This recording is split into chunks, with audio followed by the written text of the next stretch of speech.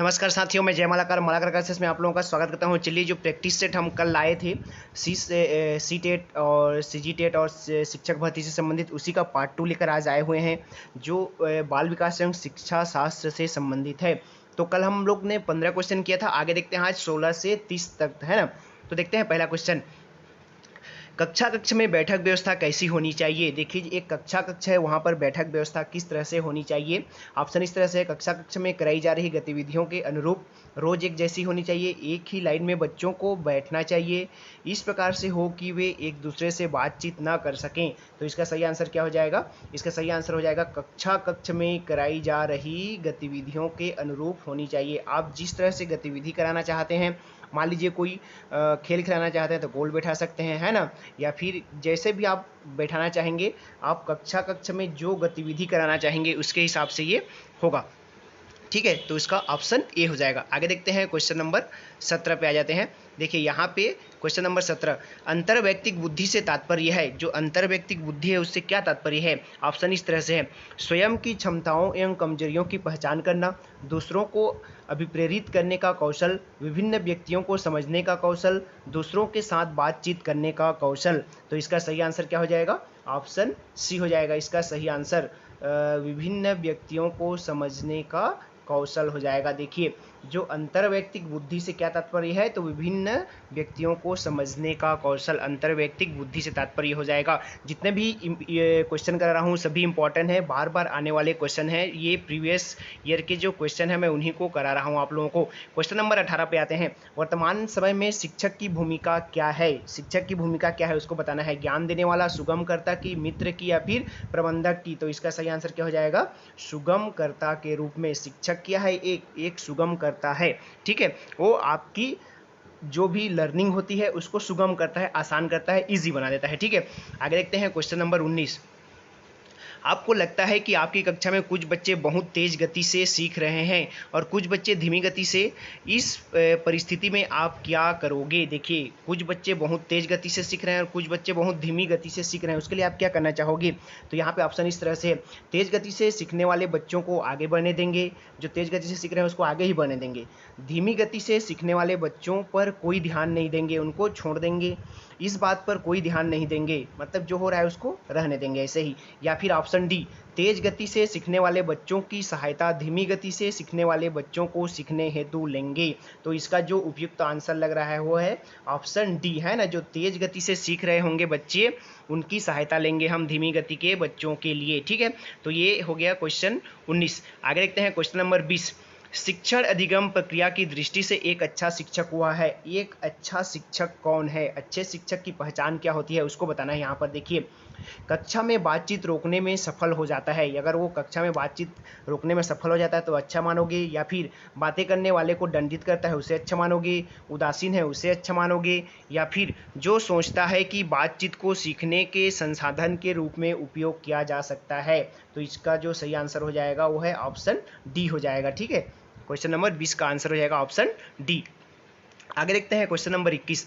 परीक्षा में विद्यार्थियों से किस प्रकार के प्रश्न पूछे जाने चाहिए? जो एक परीक्षा जो ले रहे हैं उसमें विद्यार्थियों को किस तरह से क्वेश्चन करेंगे आप? ठीक है, देखिए, स्मृति एवं समझ आधारित, वस्तुनिष्ठ एवं विषयगत, समझ एवं अनुप्रयोग आधारित, या फिर केवल वस्तुनिष्ठ।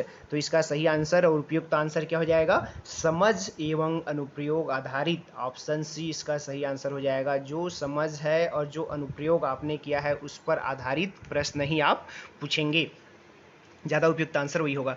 आगे देखते हैं क्वेश्चन नंबर 22। एक कक्षा में बहुभाषी विद्यार्थी हैं, यह स्थिति उत्पन्न करती है। देखिए, बहुभाषी मतलब बहुत भाषा जानने वाले हैं ना। एक ही कक्षा में जैसे कोई गुजराती बोलने वाला है, कोई मराठी बोलने वाला है, मतलब अलग अलग बोलने वाले बच्चे हैं, तो वहाँ पे उस कक्षा पे क्या होगा उसको देखना है। शिक्षण अधिगम प्रक्रिया में बाधा उत्पन्न होगा, या फिर विद्यार्थियों के मध्य सामंजस्य की समस्या होगी, अध्यापक में कुंठा होगी, या फिर सीखने में समृद्ध संसाधन की जुगाड़ होगा। तो मतलब बहुत सारे भाषा है, मतलब लोग बहुत सारे भाषा में अलग अलग चीज़ों को सीखने में समृद्ध हो जाएंगे। तो ये क्या हो जाएगा? सीखने के समृद्ध संसाधन हो जाएगा। जितने ज़्यादा भाषा होंगे बच्चे उतने अधिक सीख लेंगे।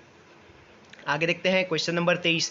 यदि कक्षा में पढ़ाते समय आपको महसूस होता है कि अचानक सभी बच्चे पढ़ने में रुचि नहीं ले रहे हैं तो आप क्या करेंगे, है ना। देखो, आप कक्षा में पढ़ा रहे हैं और बच्चे रुचि नहीं ले रहे हैं तो क्या करेंगे आप?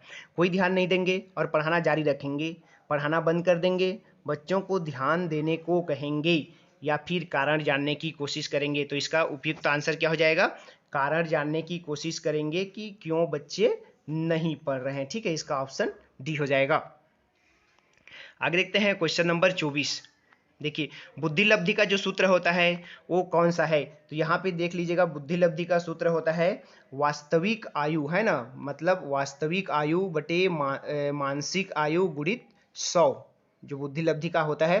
तो इसमें ऑप्शन डी हो जाएगा। ठीक है, एग्जैक्ट एज और ये जो एम ए गुणित 100 दिया है वही वाला। ठीक है, वास्तविक आयु बटे मानसिक आयु गुणित 100 होता है। ठीक है, आगे देखते हैं क्वेश्चन नंबर 25। उच्च प्राथमिक स्तर पर शिक्षक को क्रियात्मक सोच का ज्ञान होना चाहिए क्योंकि वे इसके माध्यम से बच्चों की समस्या की पहचान कर सुधार करने के कौशल विकसित कर पाएंगे, अपना स्वयं का विकास कर पाएंगे, बच्चों को प्रभावी ढंग से पढ़ा पाएंगे, शोध करने का कौशल विकसित कर पाएंगे। तो इसका सही आंसर क्या हो जाएगा? ऑप्शन ए हो जाएगा सही आंसर। ठीक है, इसके माध्यम से बच्चों की समस्या की पहचान कर सुधार करने के कौशल विकसित कर पाएंगे, इसका सही आंसर हो जाएगा।